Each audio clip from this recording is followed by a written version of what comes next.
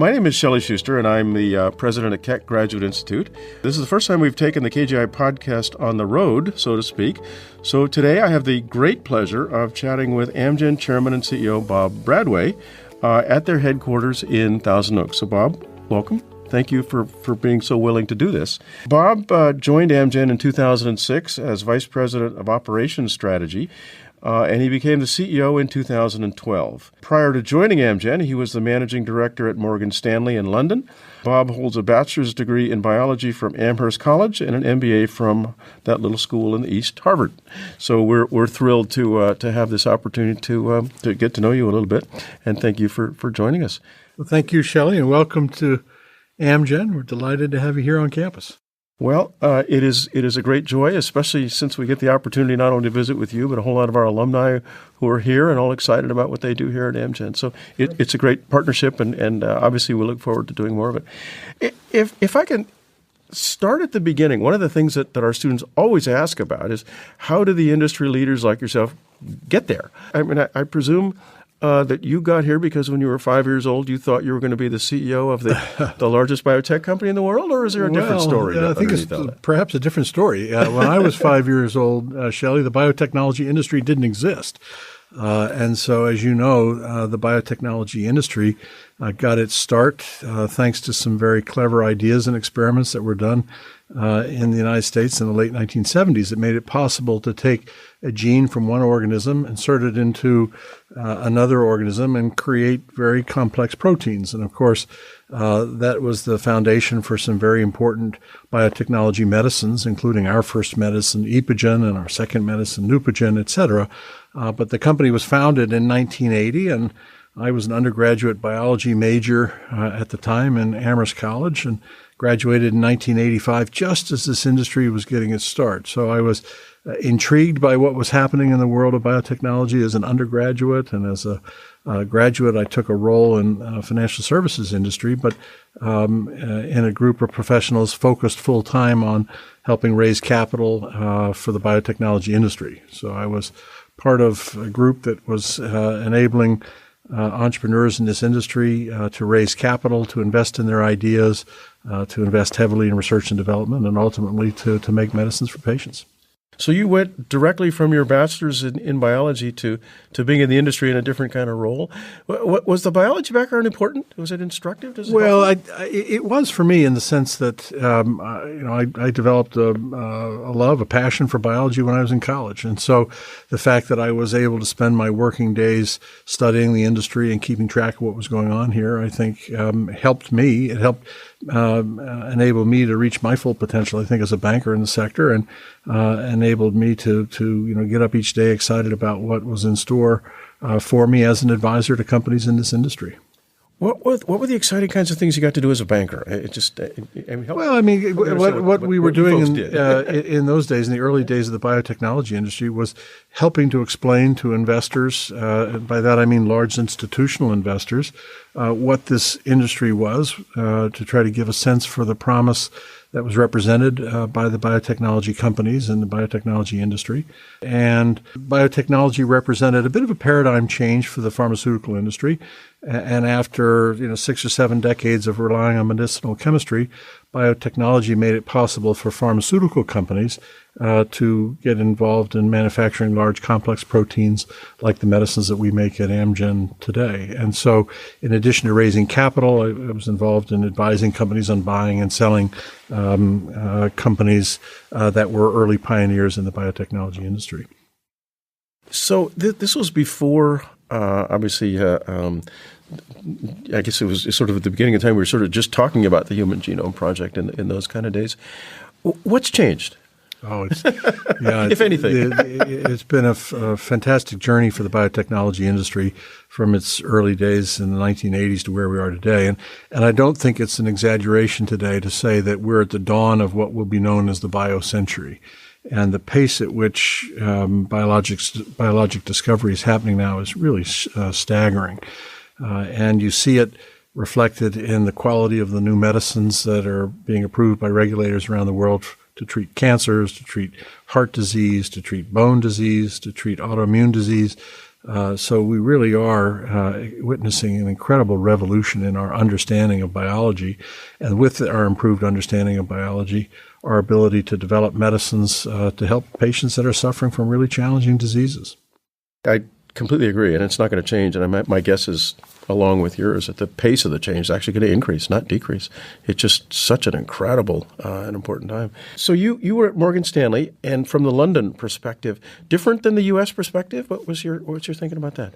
Well, I spent 17 years working internationally, and that was tremendously helpful to me to be exposed to different cultures at that stage of my life, and to have an opportunity to see how business was done differently in different parts of the world, and how capital was raised differently in different parts of the world.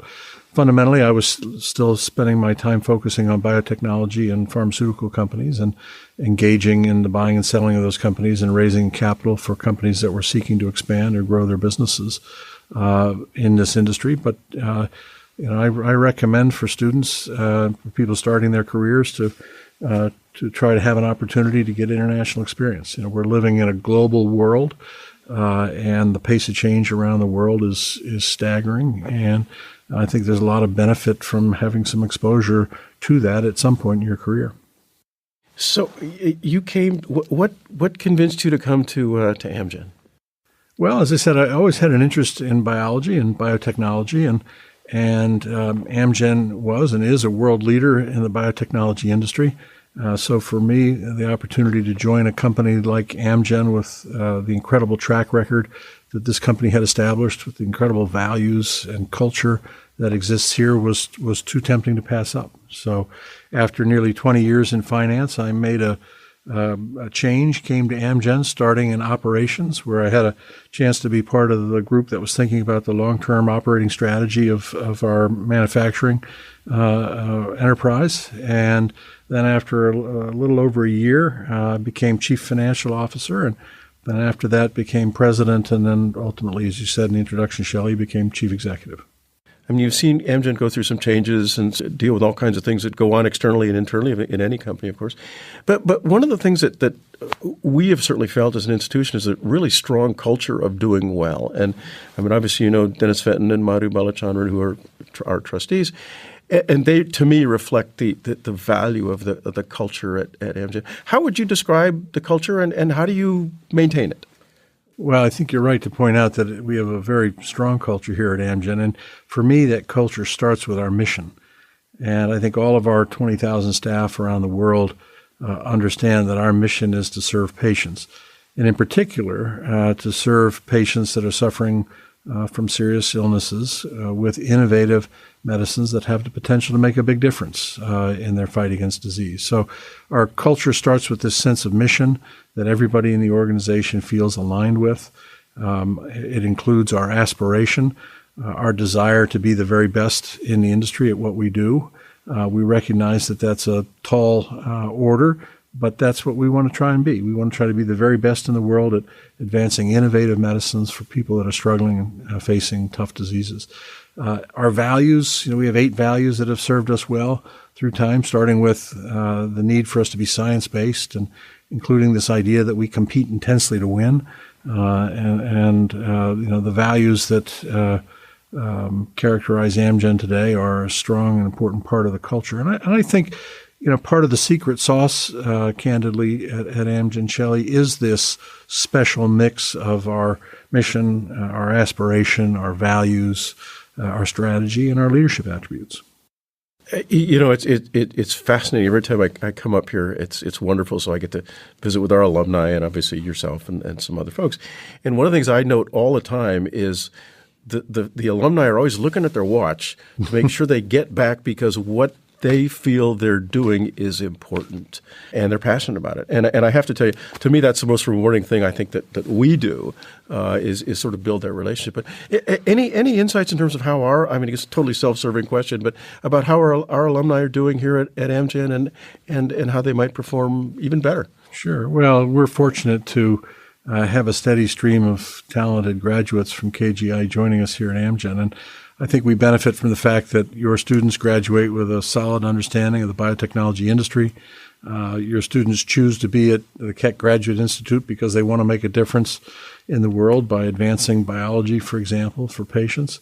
And I think that lines up well with what we try to do here at our company. And so many of your graduates have interned here or had direct exposure to our company that we're fortunate to find very often the fit between your graduates and our needs is a tight one. How would you advise undergraduates or graduates about looking at careers in the life science industry? Well, the first thing I'd say is I think this is an incredibly exciting time to be thinking about a career in life sciences or biology, biotechnology, and certainly an exciting time at Amgen. But I think the most important thing that students can do is try to line up a career in an area where they have a deep, abiding interest in what the company and what the industry is trying to achieve. So, as you said a moment ago, Shelly, the great thing about a career at Amgen is everybody here has an opportunity to make a difference for somebody who needs help, and to make a difference for somebody that's suffering from a challenging disease or supporting somebody that's suffering from a challenging disease. And, that's what our staff get up every morning recognizing they have an opportunity to do. Yeah, you definitely get the feeling everyone knows they're making a difference. And to me, you can feel it. Let me ask you, just to sort of go off the off the campus a little bit. What do you think?